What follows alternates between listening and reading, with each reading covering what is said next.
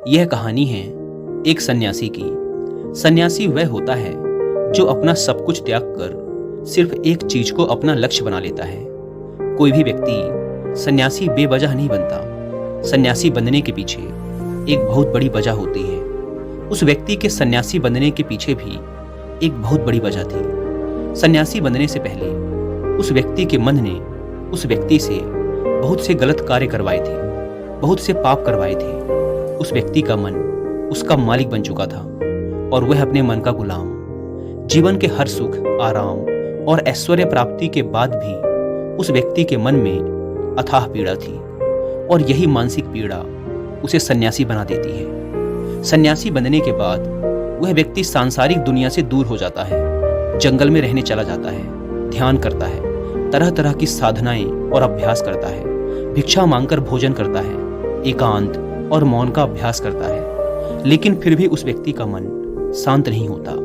वह अंदर से बेचैन और परेशान ही रहता है। यहाँ एक बात समझने वाली है कि ध्यान या किसी भी साधना का जो शुरुआती बिंदु है, उसकी शुरुआत ही तभी की जा सकती है जब हमारा मन शांत हो, जब हमारा मन हमारी सुनता हो।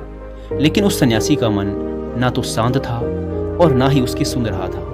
उस सन्यासी के मन में यह बात गहराई से बैठती जा रही थी कि मन को वश में करना, मन पर काबू पाना असंभव है। लेकिन फिर एक दिन उस सन्यासी को एक व्यक्ति मिलता है जो ना तो कोई साधु सन्यासी होता है और ना ही कोई बुद्धिमान व्यक्ति। वह तो बस एक साधारण सा चारवाहा था जो उस जंगल में अपनी भेड़ों को चरा रहा था। वह चारवाहा उस सन्यासी के पास आकर उससे पूछता है, क्या मैं तुम्हारी कुछ मदद कर सकता हूँ? तुम बहुत परेशान लग रहे हो। मैं तुम्हें पिछले कई दिनों से देख रहा हूँ। तुम बहुत बेचैन रहते हो।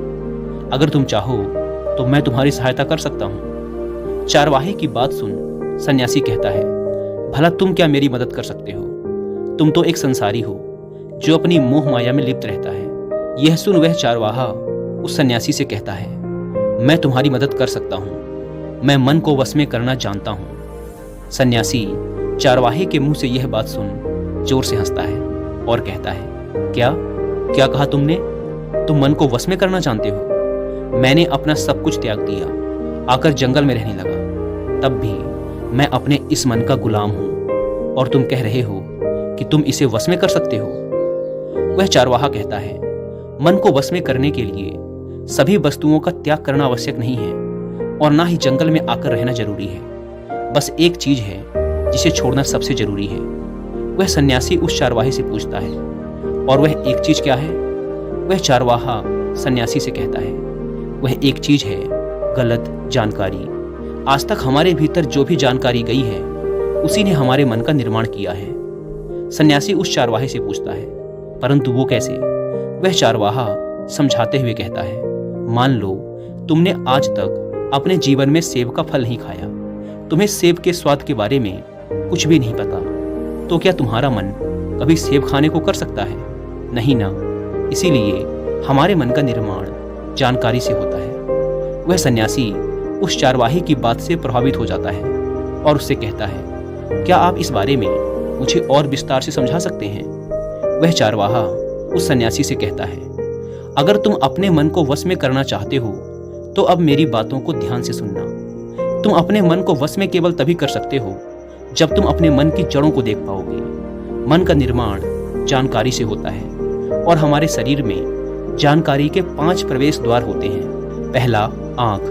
हम अपनी आँखों से जो कुछ भी देखते हैं, अच्छा या बुरा, वो सब हमारे मन की याददाश्त में इकट्ठा होता रहता है। दूसरा, कान। हमारे कान जो कुछ भी सुनते हैं वह भी हमारे मन में बीज के रूप में बो दिया जाता है। तीसरा, जीभ। जिस भी चीज का स्वाद हम एक बार ले लेते हैं वह हमारे मन की याददाश्त में अंकित हो जाता है। चौथा है नाक। जो भी हम एक बार सूंघ लेते हैं, खुशबू या बदबू, वो सभी हमारे मन में दर्ज हो जाती हैं। और पांचवा है त्वचा। जिस भी चीज को हम एक बार छू लेते हैं, स्पर्श कर लेते हैं, उसकी याददाश्त हमारे मन में कहीं न कहीं अंकित हो जाती है। इन 5 शारीरिक दरवाजों से जो भी जानकारी हमारे अंदर जाती है वह जानकारी बीजों के रूप में जमा हो जाती है और धीरे धीरे वृक्ष बनती है। हमारा मन मिट्टी की तरह है जिसमें बीज बोए जाते हैं और हमारी बुद्धि बीज बोने वाले किसान की तरह है। अगर हमारी बुद्धि गलत जानकारी के बीजों को सही जानकारी के बीज समझकर बो देगी, तो जब भविष्य में वह बीज वृक्ष बनेगा तो वह खराब फल ही देगा। तुम्हारा मन तुम्हारे वश में इसीलिए नहीं है क्योंकि तुमने पहले से ही अपने मन में बहुत सारे गलत बीज बो रखे हैं और अब वो बीज बड़े वृक्ष बन चुके हैं। वह सन्यासी उस चारवाहे से पूछता है, तो अब मुझे क्या करना चाहिए, क्योंकि अब तक तो मैं बहुत सारे गलत बीज बो चुका हूँ और जो बोए जा चुके हैं उन्हें वापस निकाल नहीं सकता। वह चारवाहा उस सन्यासी से कहता है, अब तक तुम अनजाने में गलत बीज बो रहे थे, लेकिन अब जानबूझकर सही बीज बोना आरंभ कर दो। भीतर अगर हजारों बीज गलत हैं तो क्या हुआ, अब से लाखों सही बीज बोने के लिए तैयार हो जाओ।